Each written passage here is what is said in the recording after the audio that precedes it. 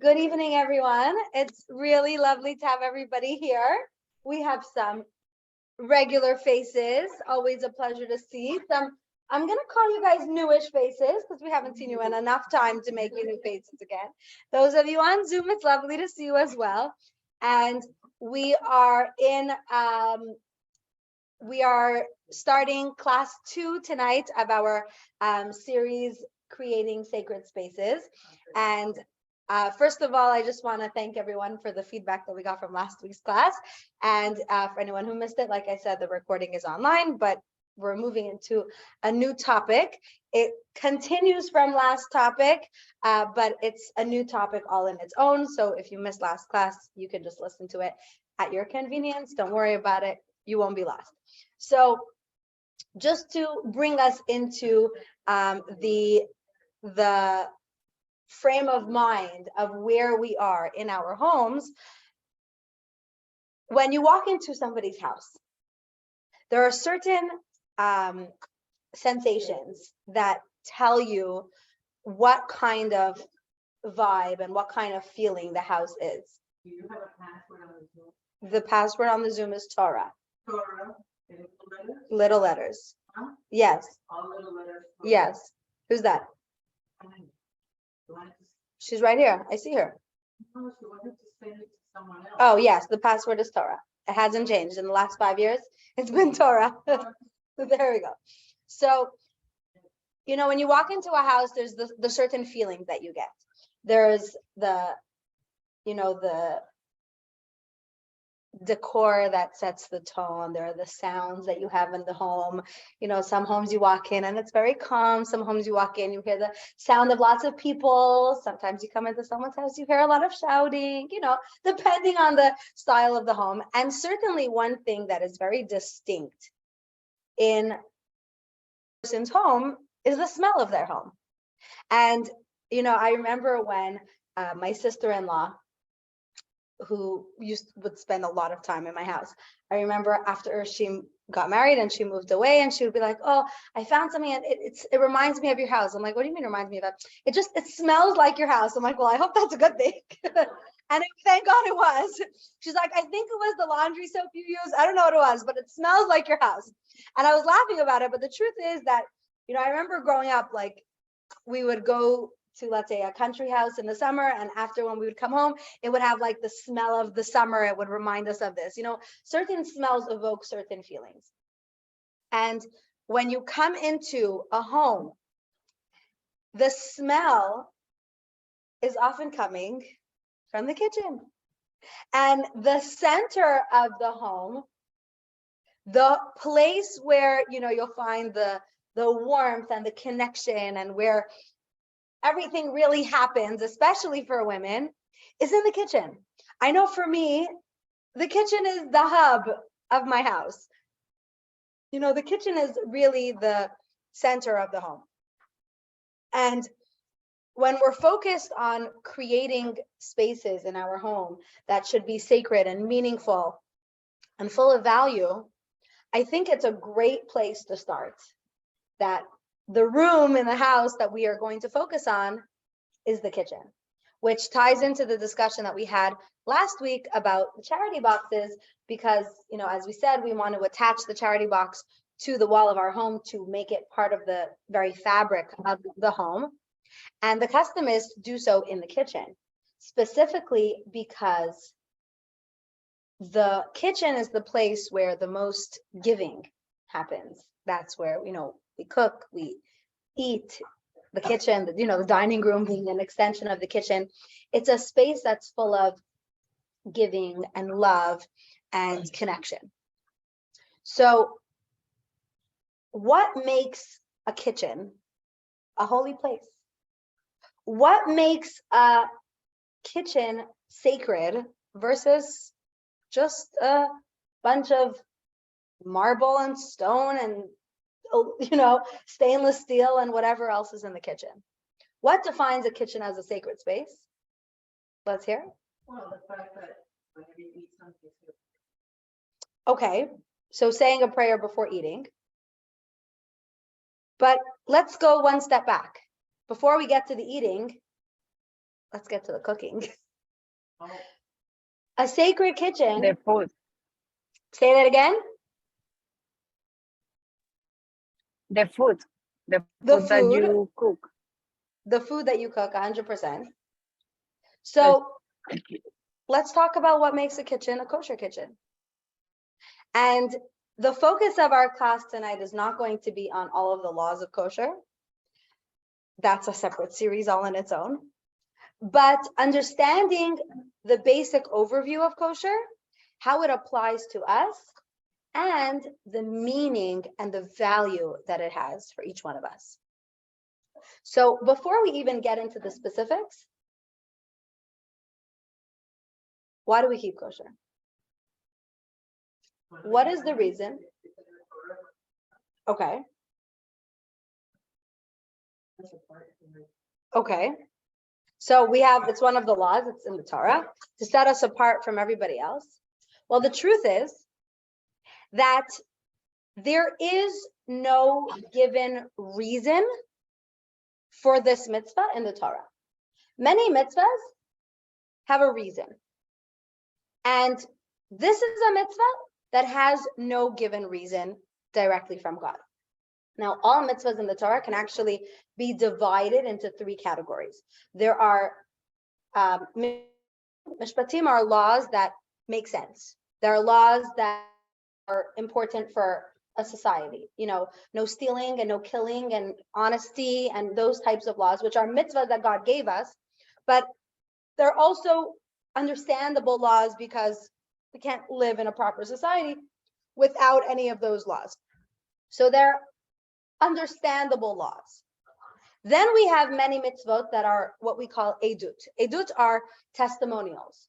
They're mitzvahs that we do to remind us of something that happened, an event, like the Jewish holidays, which are, they testify to the events that happened in history. Shabbat, which is, witness to the creation of the world, all of those types of mitzvahs. And then we have chukim.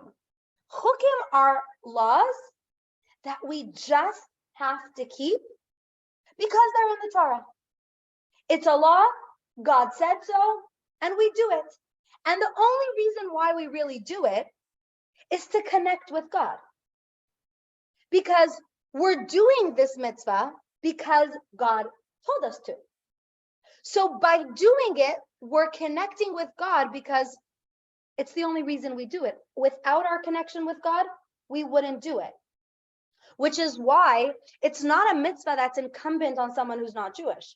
Because there is no real reason for keeping kosher. There's nothing wrong inherently with non-kosher food. It just doesn't fit the soul of a Jew.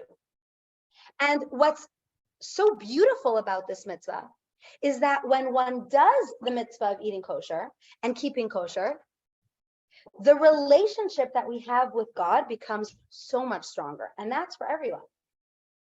Because, if you think about it, imagine someone that you're close with, whether it's a spouse, a close friend, a parent, anyone who asks you to do something for them. Now, if it's something that you would do anyways, like, I don't know, if it's always, you're going to fill up gas for your car or whatever, and they ask you, can you just pick something up for me when you're out filling up gas? Anyways, you would have been out. It's not a big deal. You understand why it's no big deal. So you do the favor for them. You feel a sense of connection to them, but you didn't really go out of your way. Then you have someone who asks you to do something for them, and it's really not an easy thing, and you don't gain anything from it. There's no value in it for you. When you're doing that favor for that person, if you're doing it happily, you feel so connected to that person because the only reason you're doing it is to make them happy. The only reason you're doing it is because they asked you to do it. So it builds your relationship with them because you have nothing to gain from it. So we see that there are these mitzvahs that God gives us that are hard for us to keep. They're not simple mitzvahs. They're quite complex. And God doesn't even tell us why we should do them. So By virtue of the fact that we keep the mitzvah, we're building our relationship with God. However, because there is so much difficulty involved with the mitzvah of kosher, it is important for us to learn the meaning and the value of it so that it can remain valuable even when we're not feeling so godly. Because if the only reason why we do it is because we're divinely inspired, then when we're not in a very holy mood, it would be hard for us to keep kosher. So we need to understand the value and the meaning of it, but we shouldn't mistake the meaning as the reason. Hello, I see you on here and I see you on. Oh, no, we just got you up. Welcome, come sit down. So it's important to note that all of the things that we're going to be discussing tonight, which are the meaning of the mitzvah of kosher, are not the reason for the mitzvah of kosher. The reason for the mitzvah of kosher is simply because Hashem told us to do so. God gave us the instructions, the commandment to eat kosher. So what is kosher? Now that we know why we're doing it, what is kosher? So does anybody know what the Hebrew word kosher actually means? Nice, very good. It means fit. And I don't mean fit like you've worked out and you're fit in shape. Fit meaning it is fit for use. It is good for your use in whatever situation. For example, kosher food is fit to be eaten. A kosher mezuzah is fit to be on your wall. A kosher Torah is fit to be read in the synagogue. The word kosher is used in many scenarios, and it means that it is fit, good for use.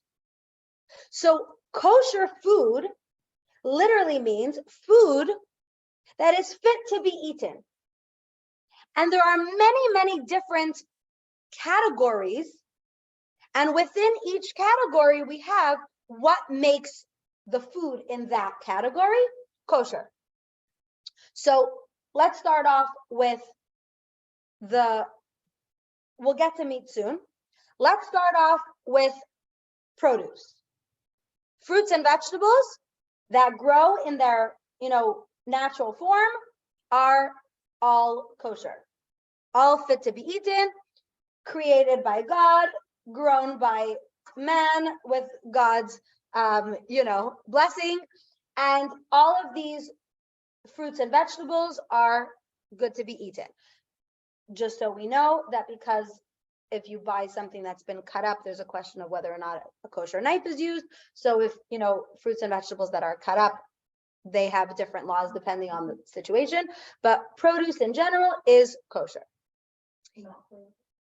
So if something was done with it, then depending on what the process is whether or not it's kosher.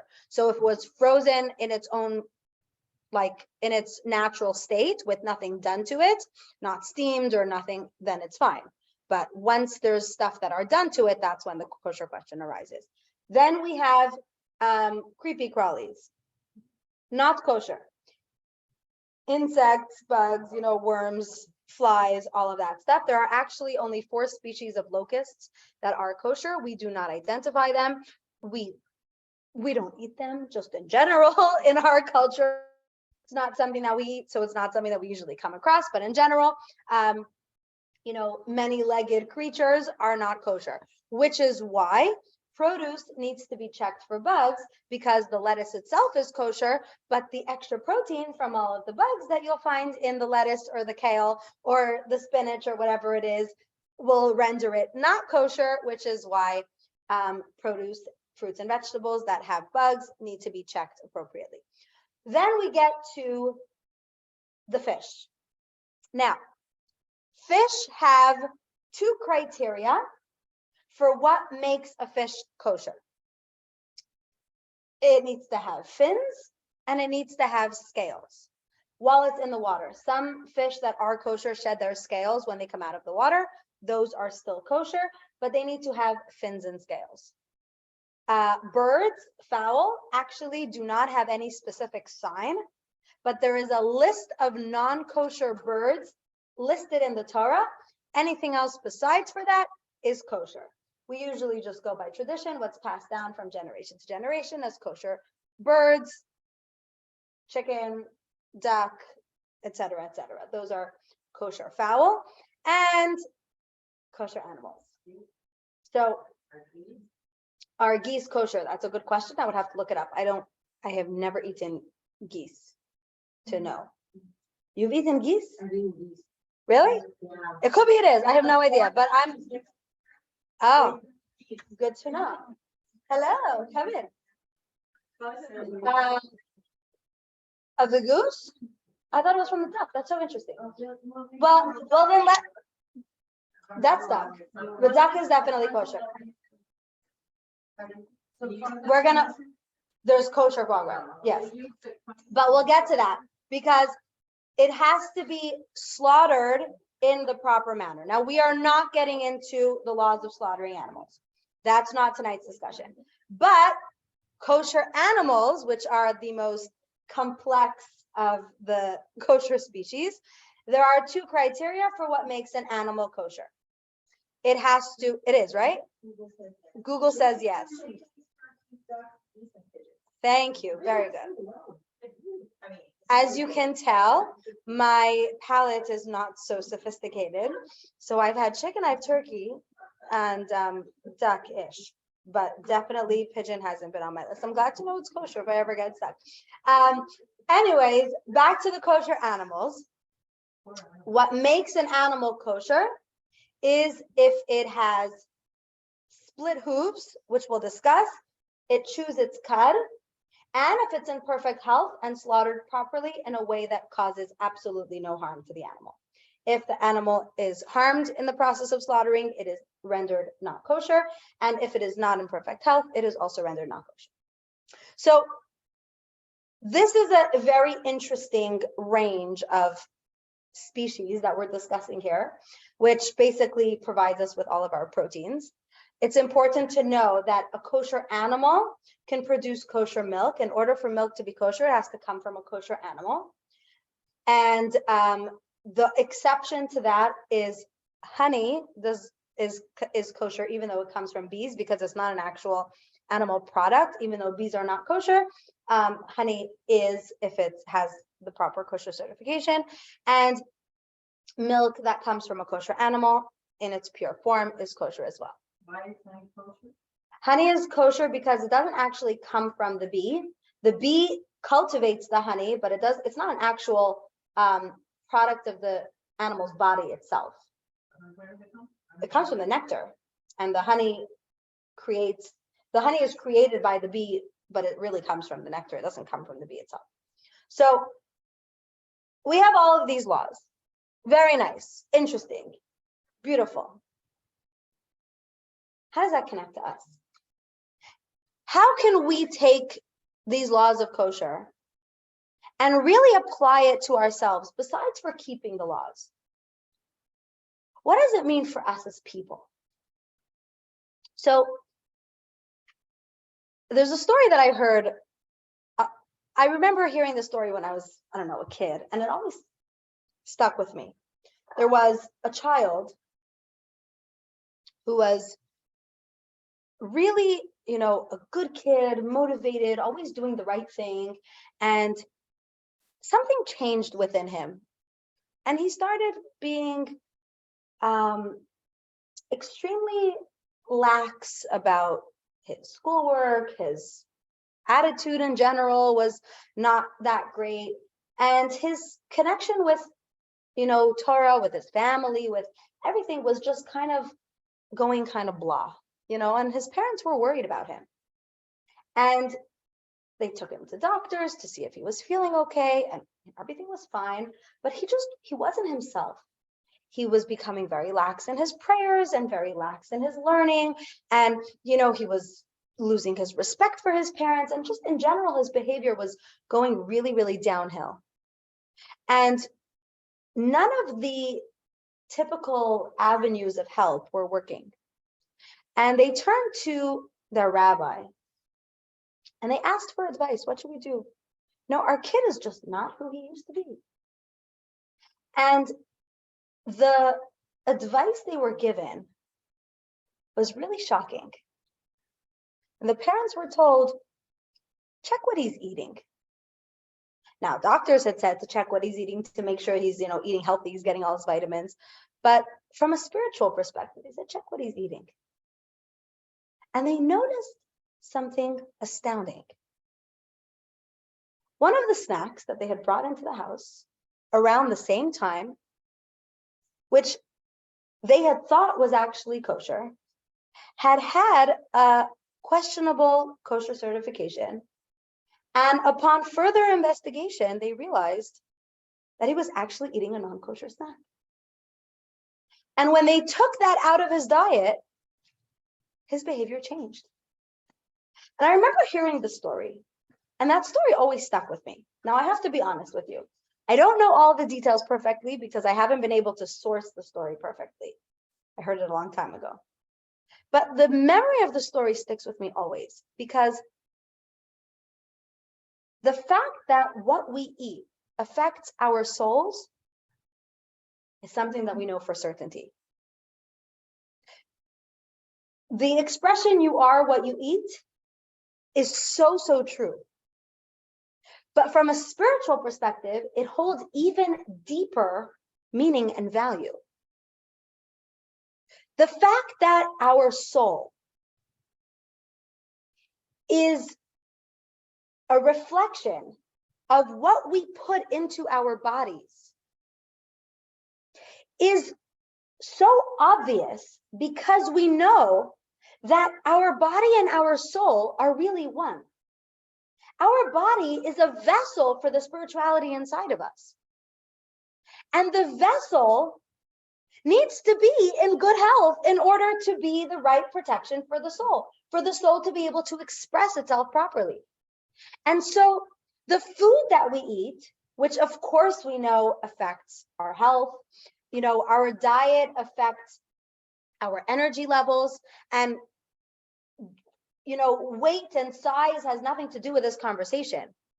But healthy food gives us more energy. When we eat nutritious foods, we feel good and we are able to be more productive.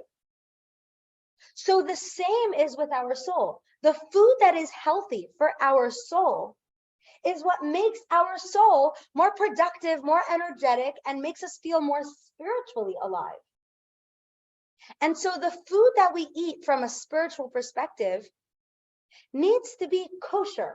It needs to be fit for the type of soul our body is housing. So when I think about this little boy and the fact that his spiritual energy was diminished, he wasn't getting the proper spiritual nourishment. And the spiritual nourishment that he was receiving was detrimental to the health of his soul. And that is so powerful, because what we put into our bodies is reflected in the output of our spiritual energy, not just our physical energy. And we can see that by looking at the criteria of what makes something kosher. So let's get to the fish.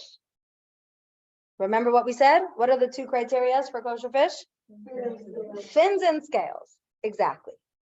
Let's look at what fins and scales do for fish. The scales of the fish are like a protective armor around the fish.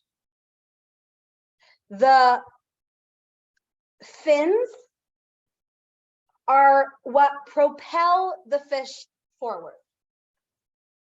The fins are what make the fish be able to swim faster and move. If you think of it as like, the fish taking strokes, it's with the fins. And the scales are what protect the fish. And the meaning of each of these are two very important characteristics in a person. What is the protective barrier for a person that shields us from negativity? Hasidic teaching tells us that the scales represent integrity. The integrity of a person serves as a protective barrier against negative forces. Because when we are truly honest, sincere, and we live our lives with integrity, then we aren't swayed by negative influences, pressures from external forces, because we value our integrity. And the fins represent ambition, what propels us forward. The fins are what makes you keep moving forward and achieving new heights. So this ambition, confidence, strength, courage, all of these things are represented in the fins. And it is so important that we have both. A kosher fish cannot just have fins without scales. A kosher fish needs both. Now, it says that every fish that has fins also has scales, but every fish that has scales does not necessarily have fins. Or did I say that the wrong way? You get my point. I'm gonna have to look that up. The idea is No, they don't have scales. no scales. Oh. They don't have scales. It doesn't have fins, and those are considered shellfish, and all shellfish is non-kosher. Not necessarily have scales. Right, exactly. Now, this is what's important for us to understand. Exactly, but doesn't have scales. Right, I thought I said that. Sometimes, What's the idea? Ambition is extremely important. Confidence, courage, wanting to do more, being motivated to achieve greater heights, that is extremely important. But if it doesn't come with integrity, it can lead us down the wrong path. Because when we are ambitious, but we don't have honest values, then at what cost do we sacrifice the feelings of other people, our values, or whatever it is, for the sake of reaching goals? The values and the integrity that we have internally are what allow us to channel our ambition into good goals and to achieve our goals in honest ways that uplift people and don't put them down in the process. If you think of someone who is super motivated, ambitious, and goal driven and growth oriented, if they don't have proper values and they'll just do anything to reach their goal at any cost, what kind of person are they really? So being a kosher person, which we learn from the kosher fish, is that it is so important to have ambition and be growth oriented. But it cannot be without integrity. We need both. And that way, when we reach our goals, we've done it in a way where we can look back and be proud of the trajectory that we've taken. You think of any very driven type of career, right? You were talking about lawyers before. We were talking about lawyers. So there are many different types of lawyers. And I'm not putting anybody down. I'm not talking about anyone specifically. But for someone in a very cutthroat business, if they lack morals and values, then they will have no problem slitting other people's throats to get where they want to be. It's not called cutthroat for nothing. But look at that person who's so successful and see the trail of destruction in their path to get to success. Does that make them a successful person? Or look at a person who has reached their goals, but has done it in a way that they haven't compromised their values. Then their success has so much more meaning, and you can learn so much from them because they haven't compromised their integrity along the way. That's what really defines someone as successful, as kosher, so to speak. So we learn from the kosher fish, and we can think about this lesson as we're seasoning the salmon in the kitchen, or mixing the tuna salad, or, searing the whatever, tuna steak, whatever kosher fish you're enjoying, or, making your flounder or halibut. Which one do you like?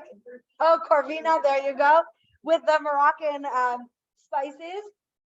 And remember the lesson from the kosher fish, the lesson of never compromising our integrity for the sake of reaching our goals. Because when we reach our goals with integrity, with values, with morals, that's really the goal worth reaching. And that's when we can be proud of the journey and the scales that protected us from negative influences, while still using our fins to propel us forward. So that's what we learned from the kosher fish. So there's more than just, the practical laws of which fish at the fish market is kosher and which fish are not. And the easiest way to do that is just go to Crudo, or go to the kosher fish market, and then you don't have any problems. But also to understand the meaning, what's behind it. Which brings us then to the kosher animals. Now, what are the specific criteria for a kosher animal? We have the split hooves and the chewing of the cud. Now, if you've seen the hooves of an animal that has hooves, there's different types, and I'm certainly not a farmer, and I certainly don't have any animals living in my house or outside my house. My children are enough, thank God.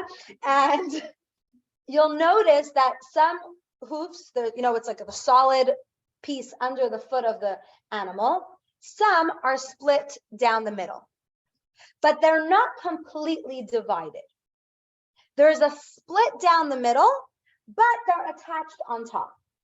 That's what defines a kosher animal as having split hooves. If the bottom is split, like you see at the bottom of the hoof of a cow or a sheep or a goat, the bottoms are split, but the top of the hoof where it attaches to the foot is attached. The second criteria for a kosher animal is that it chews its cud. Now, the chewing of the cud basically means that it goes from one level of the stomach to the next. Before it digests its food, it brings up the food to re-chew it several times before going into the digestive system. Now, what we know about all of the animals that fit this criteria is that they are not animals of prey. The same as with the birds. The birds that are kosher are not birds of prey. The animals that are kosher are all animals that do not eat other animals. So there are many different types of animals. God created each of these animals with their specific purpose. It's not bad or good. That's the way God created them. But some are fit to be eaten and some are not.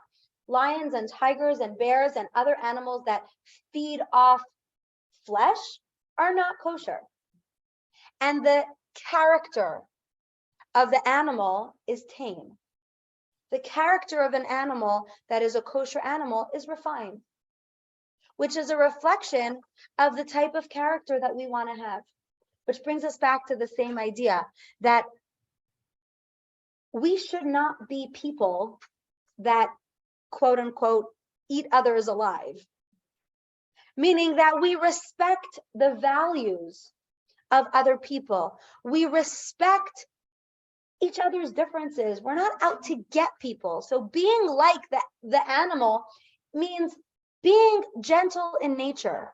Now, that doesn't mean we have to be a pushover, and that doesn't mean we can't be strong and powerful, but our strength, our power doesn't come from belittling others, from eating other people, from preying on those who are in a weaker state. No. That isn't what defines our strength. And we see that from the nature of the animals that are kosher. Now, what do we learn from the chewing of the cud and the split hooves? So the Rebbe teaches something very, very powerful. Each of us have two realities. We have physical reality and we have the spiritual reality. And in our lives, we have two presents. Depending on what our level of spiritual connection is, it looks different, but every person, every growth-oriented human being has a physical nature and a spiritual nature. And very often, those two can be divided.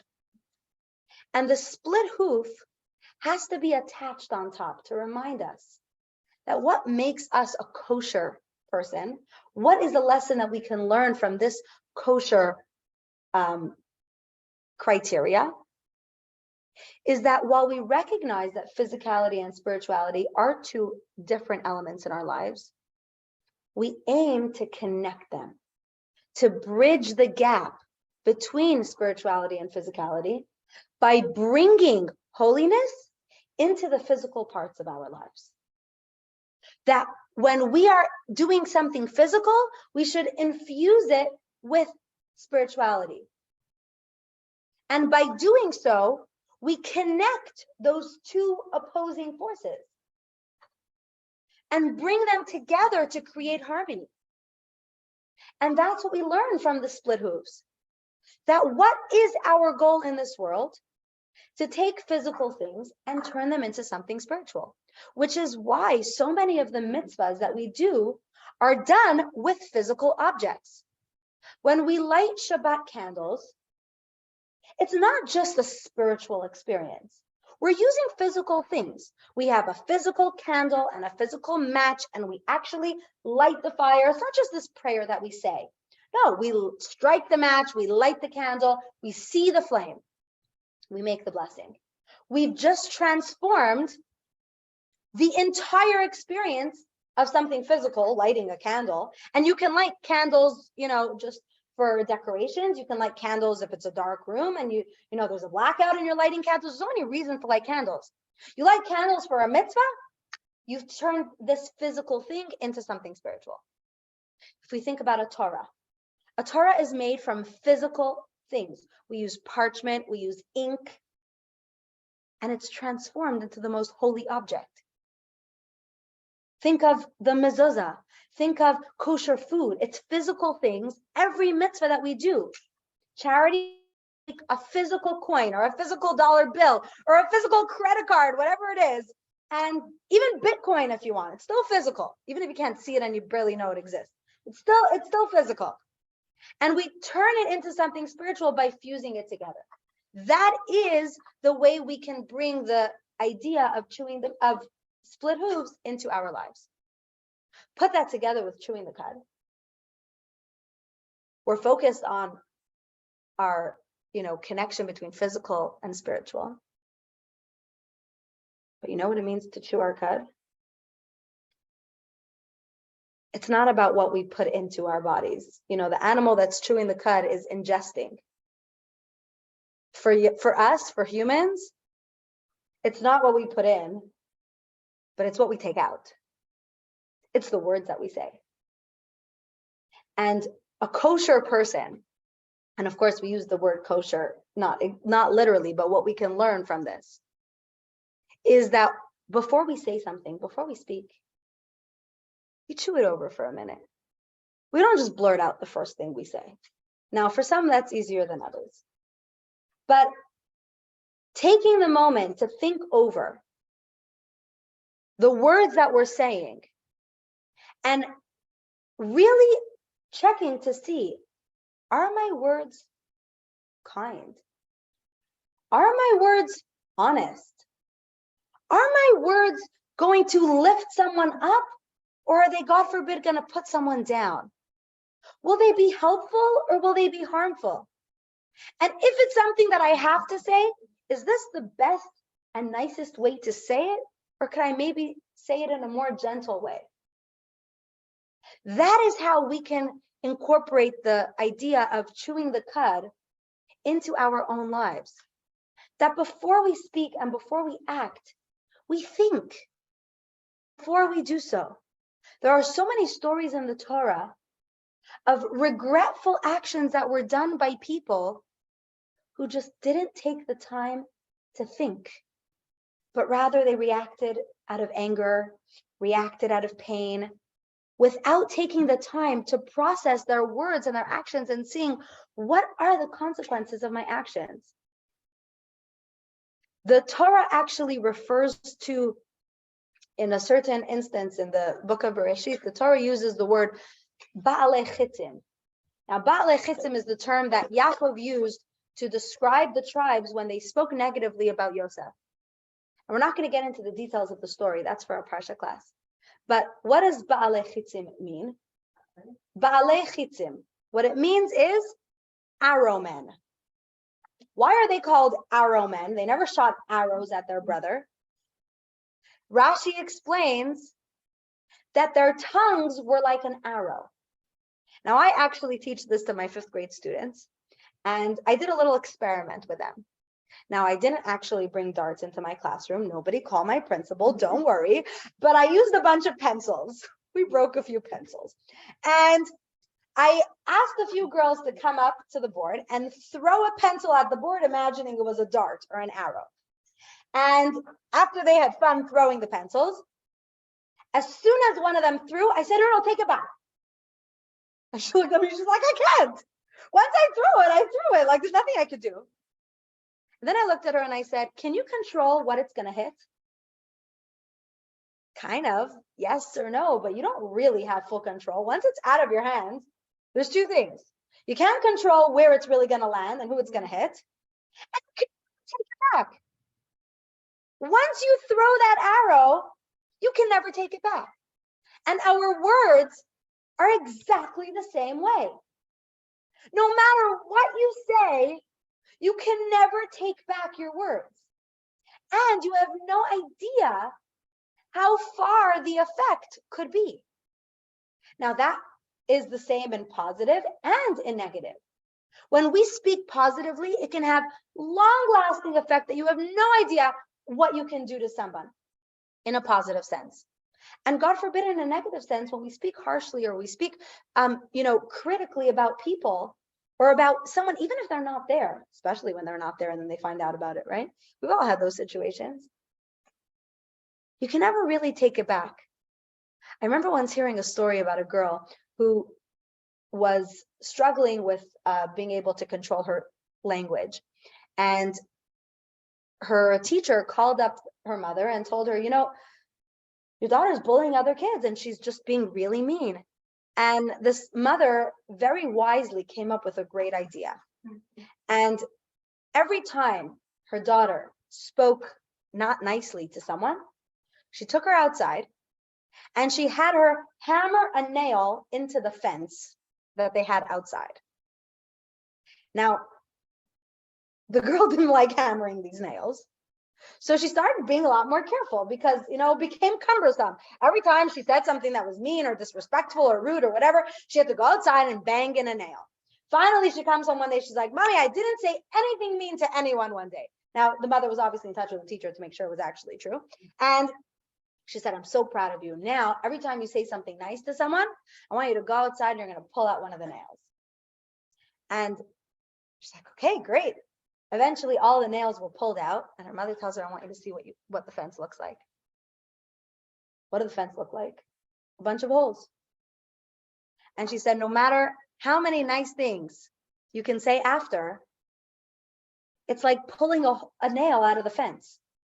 The hole will still remain because the effects of our words are so long-lasting. And that's what we learn from the idea of chewing the cud, is to think before we speak, to think before we react, because there is no way to ever take it back. When someone starts off a sentence by saying, no offense, but they're about to offend you. There's no taking it back, right? Or I don't mean to be rude, but then don't say whatever you're about to say. Just don't. You know what I'm saying? There is no way. Now, there are times that we have to say things that are difficult to hear. And not always is everything we're going to say the most pleasant. But we have to make sure that the way that we're saying it is in a way that it's coming from, I love you, and therefore I want to point something out that could be different, or whatever it is. And people that resonates with people. People know when it comes from the heart and when it comes from anger, or when it comes from stress, or when it comes from critical, or judgmental outlooks. Chewing the cud reminds us about the way we speak to people. So while we're, searing our steaks and, frying the meatballs or whatever other meat you have going on in your kitchen, we have to think about what made this animal kosher was the split hooves and chewing its cud. And also that when it was slaughtered, no pain was caused to the animal. And in our lives, our actions should be the same way, that we are not causing pain to other people, and that our words are calculated and coming from a place of love, and that the physical world and the spiritual world are connected.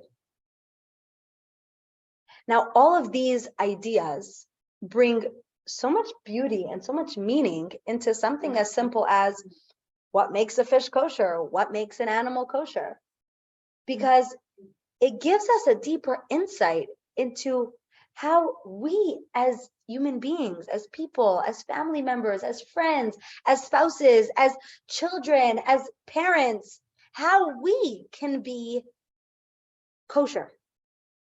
What that means in our lives. In our kitchens, specifically, the food that we bring into our kitchens makes the space sacred. But it's also who we are when we're standing in our kitchens. That also makes the space sacred. Which brings us to the final kosher idea that we're going to discuss, which is, I think the first thing people think of when they think of kosher, what's the first thing you think of? Which law of kosher do most people know most about? Okay, there we go. No swine and meat and dairy. If you think of the most typical non-kosher food, the first thing that comes to mind, cheeseburger. Right? That's like the typical non-kosher. Even though the world we live in now, you can have a perfectly delicious Impossible burger with cheese on top, which is 100% kosher, or you can have a real meat burger with Daya cheese or whatever cheese. I do not recommend that. If you're gonna go fake on something, go fake on the meat and real on the cheese. That's just my opinion, but whatever. Now, what is the idea of not mixing milk and meat? Where does it come from? So actually, in the Torah, it says, Lo tavashal gedi b'chalev imo, which literally means that you are not allowed to cook the meat of a kid goat in its mother's milk, which from there, the halacha is derived that meat and milk cannot be mixed, which is interesting because it comes from the same animal. The milk comes from the same animal that the meat comes from. But they have very, very different representations. Milk represents life. Milk is the life force that the animal gives to its little ones, right? Now, in the world of milk that we live in nowadays, any liquid that comes from any plant is also called milk. So it is important to know that the laws of not mixing milk and meat only apply to animal milk. Oat milk and almond milk, which we call that milk.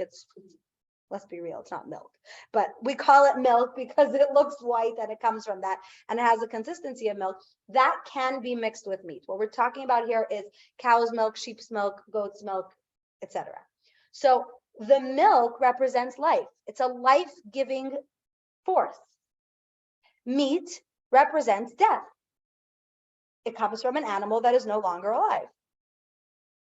And each one is kosher in its own right, if processed properly, but they cannot be combined.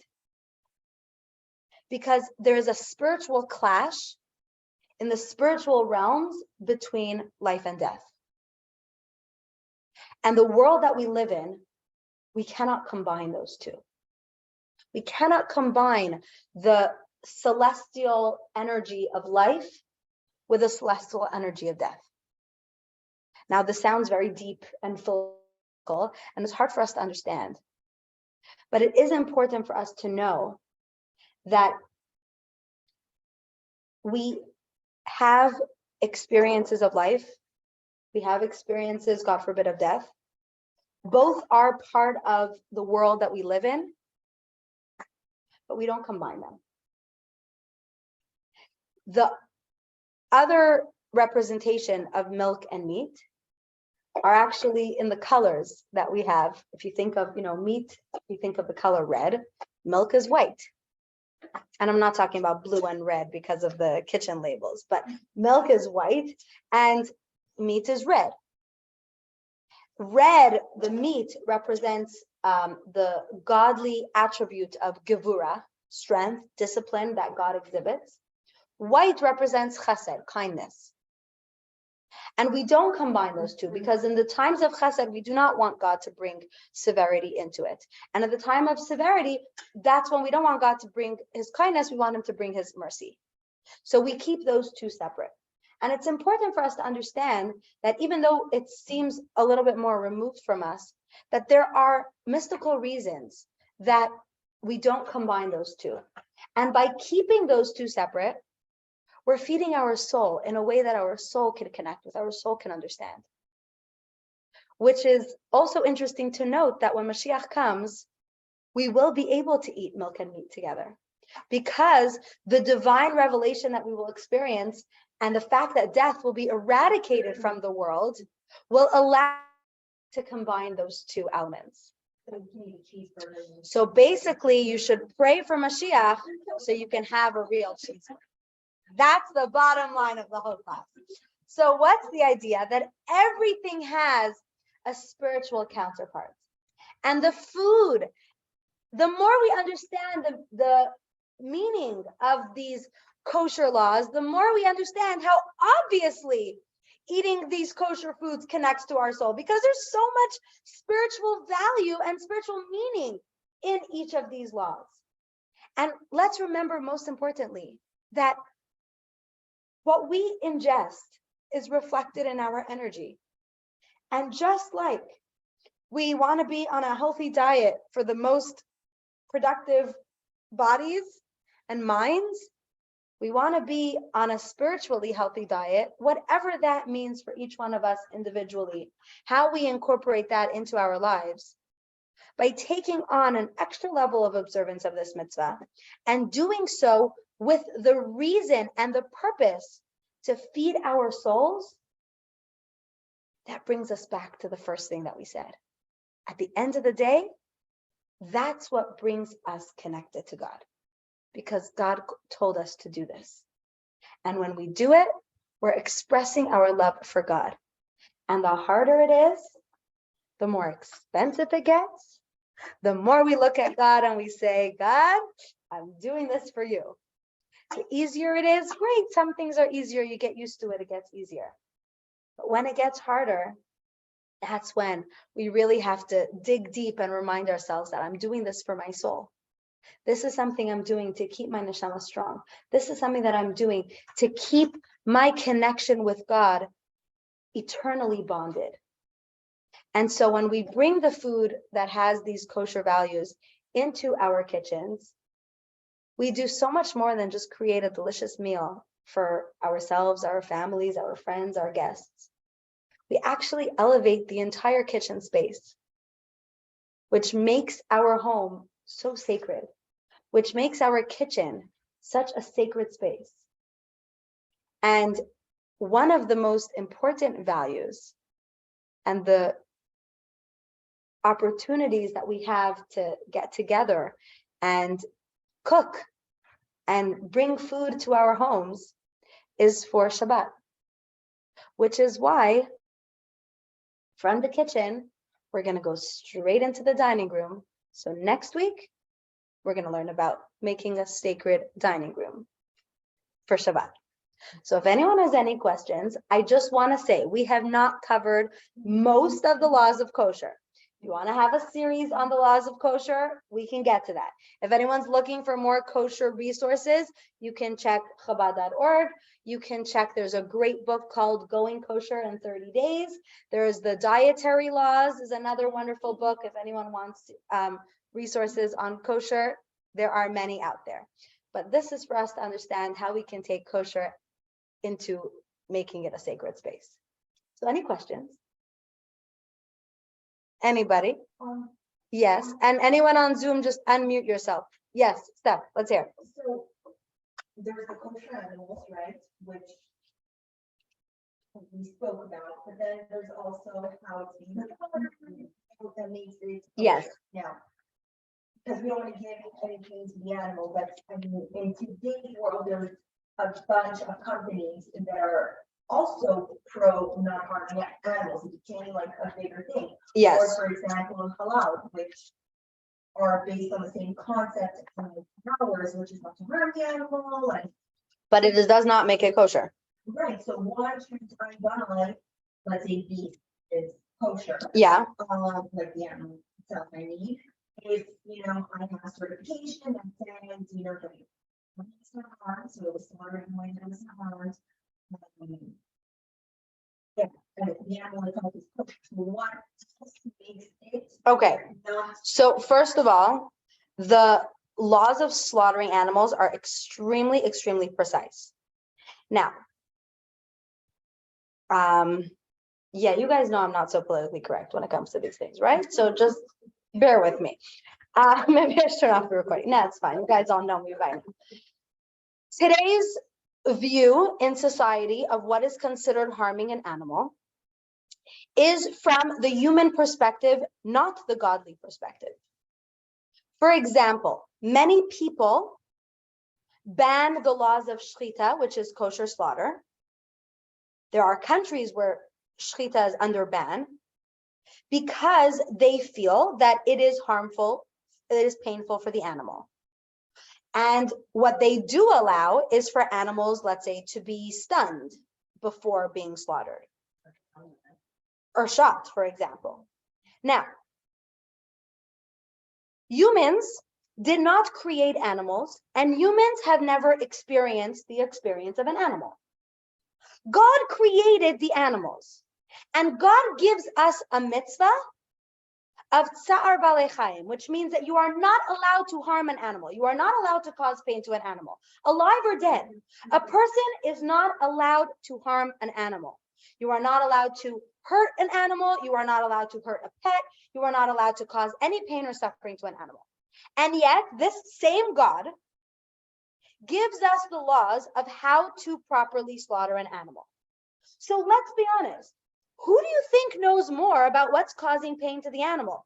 The human who's looking at the animal from a human experience, or God who created the animal and loves the animal more than we ever could? You understand what I'm saying?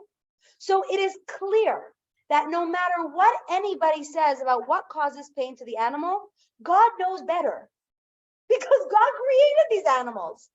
And God is the one who told us that we cannot harm the animals. So if God gives us the mitzvah of shchita, it means that is the most humane way of handling the animal. So even if someone will be certified as I didn't harm the animal, well, how do you know? You understand what I'm saying? so God has also written how to slaughter? 100%. And that's why I said we're not getting into it. But the laws of slaughtering an animal are so detailed. People learn to shchita, to become a proper certified shochet, is a very intense learning. And I'll give you a very specific example, okay? The knife that is used for slaughtering, I hope I'm not being too gory for anyone, but if anyone would get nauseous, it would be me, so whatever. Before the animal is slaughtered, the shochet, there's actually someone who comes around and checks the knives. And what they do is they run their finger along the knife to make sure that there isn't even the tiniest nick in the knife. Because the tiniest nick in the knife would make it more painful. It has to be so smooth that it wouldn't even be felt. That's just the tip of the iceberg. And the amount of detail, the position that the animal has to be in, the position of the knife, the exact position of where on the animal it is cut is all very, very specifically to ensure that there is no pain for the animal. 100%. Now, if any of the people who work for any of these organizations that decide what's painful or not for an animal, if they've ever been an animal and had that experience, then I would take their word for it. But they don't, they haven't. I'd rather take God's word for it because, you know, God created those animals. You understand what I'm saying? That is my extremely politically incorrect but honest answer. Any other questions?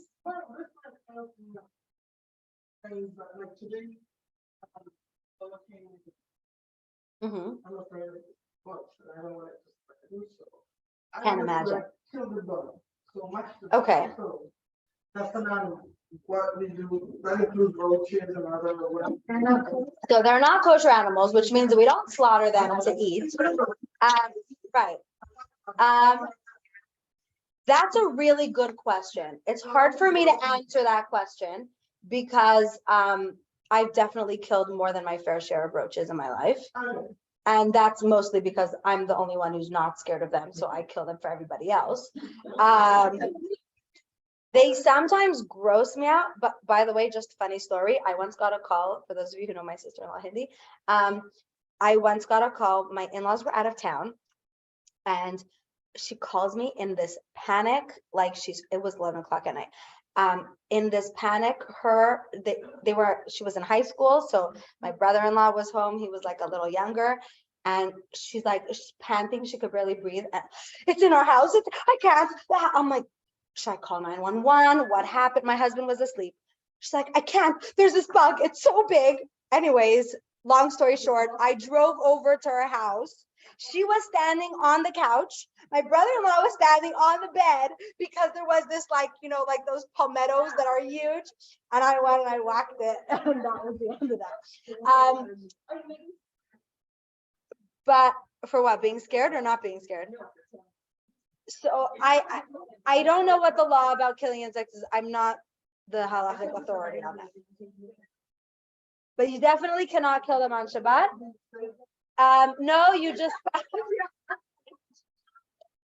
no, you can't trap them on Shabbat either. No, on Shabbat you just kind of have to trap yourself. Trap yourself.